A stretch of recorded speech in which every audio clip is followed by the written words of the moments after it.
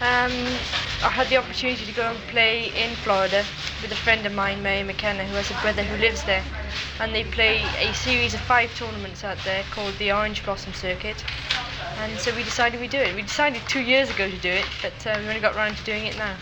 But you have played in America before, in '74 in the Curtis Cup. That's right, that was 2 years ago. How did you enjoy the experience there?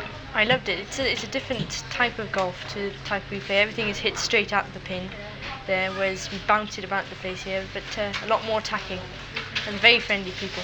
And how tough is it going to be for you on this Florida circuit, do you feel? Very, very tough. I think if I finish in the first 10, I feel I've won something here. Where is your main competition going to come from?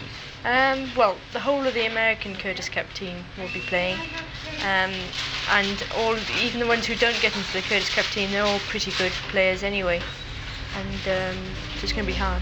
I think the year you made the Curtis Cup team, the British Curtis Cup team for the first time, was your best year ever. Yes. How do you rate 76 in relation to that? In relation to that, I thought 74 was better as achievement, but 76 has been just very consistent. Anything I've played in, I just managed to play well and finish in the top 3 or 4 if I didn't even, win it. And you are, of course, the current Welsh champion. That's right. What about 1977? You've got the Europeans, haven't you? Yes, that's in June in Spain this year. And then there's the Vagliano Trophy, hopefully, in Sweden. So what in the main are you looking forward to in this coming season?